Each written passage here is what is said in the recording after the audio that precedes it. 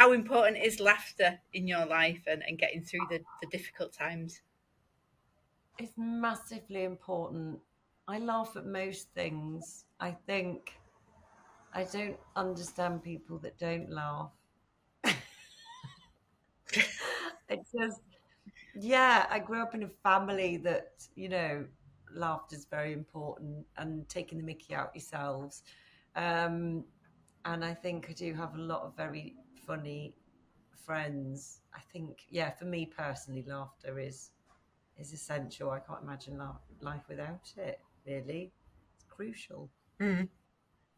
But And what again, and what do you you know, if you, do to get to laughter? what do I do? Yeah, to be honest, most things make me laugh. Just to go back, we were talking about India, and that chaotic life there.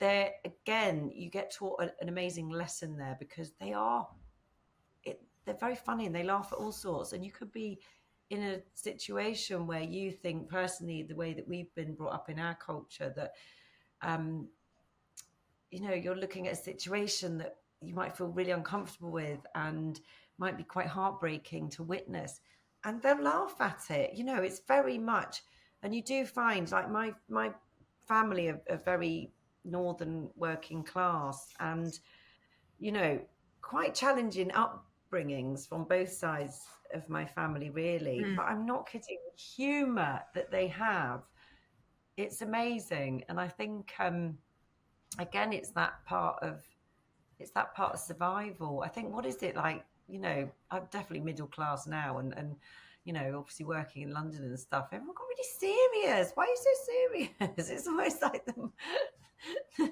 more middle class you get, the less you find things funny. Stop taking things so seriously. There's you've got to put things into perspective. And I think, yeah, definitely, my upbringing taught us that for sure, for sure. Yeah, Yeah. don't Well, we take were things too. discussing this last night. Actually, I was giving a talk, and we were saying about the number of comedians that the North and the Northwest in particular has generated.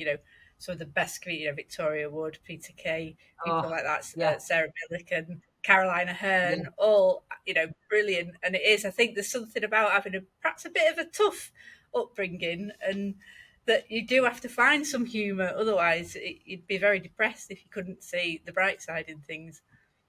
Absolutely. I think that's it. I think the more challenging your life is, the more you reach out for humor.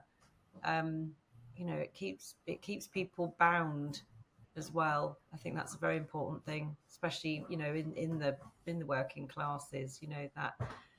That sense of community and solidarity, and it's very much bound by humor, I think. So yeah, it's Mm. definitely filtered from them into me for sure. Yeah. So when did you were you brought up in London or did you move down for work? No, my I was brought up in Hampshire. So both my parents are from Lancashire. My dad was brought up in a chip shop in Blackpool, and mum was from a tiny little small holding outside Bolton in Edgeworth.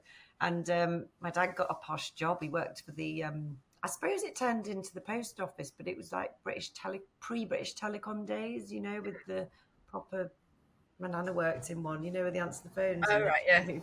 yeah.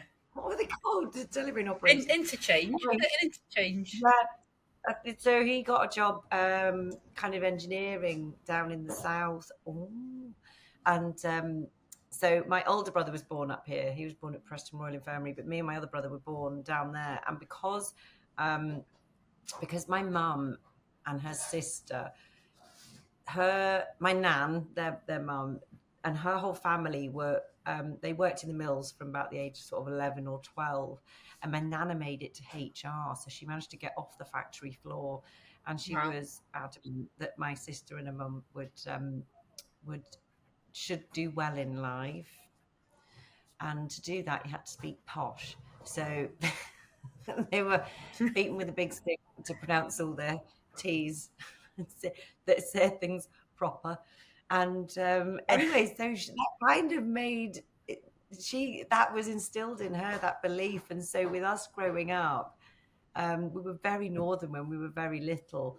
But by the time we went, primary school and things, we were speaking very differently, to how we were how we initially spoke, but mum definitely influenced the way that we spoke, because it was, you know, you'll only do well if you sound a certain way, which is such a shame, isn't it, to kind of shirk your you know, your dialect and your accent, which is your identity for that area. But I sound like this. And then you know, obviously then I worked in London for a long, long time, and it does influence you. You do feel like you have to be a certain way to kind of be accepted or taken seriously as well. But I'm back up north Mm, now, so I can be as daft as I want. yeah, Don't care do what you anymore. want. Well, yeah, because I moved to London when I was 22, and I was working in the I legal do. industry. Yeah, and I definitely softened my northern voice in those kind of scenarios, and I thought I had to be It's a very interesting, certain isn't way. it? But now, if I find someone being a bit dismissive because I've got a northern accent, I'll lay it on really thick as I can. And because they do, there's a massive assumption that northern accent equals thick person. Unfortunately, even still, I've worked with some barristers who are like, "Oh, I've never been north of the Watford Gap," and I'm like, "Oh, how lovely for you." Um, Ah, so, oh, yeah, they're it's missing out. interesting, isn't it? Oh, So you've always got like a split personality there, haven't you, of your northern roots, but then that yeah. London experience. I do find my accent, you know, diverging and converging. I generally converge, you know, so whoever I'm speaking to, I might get super northern if it's, you know, somebody with a very broad Lancashire accent. And then again, if I'm talking to somebody London, I might start talking like this. And I can't help it. It's just with growing up, you know, with very northern parents, but then very southern, like Hampshire, you know, friends. So Mm, and then obviously going up north and visiting family, and so I was very good as a kid. I could do all the accents from different areas of Lancashire, you know, because Blackburn's very different to Preston, very different to, you know, like Rochdale. You kind of mm. pinpoint the different areas. I'm rubbish at it now, but um yeah, yeah.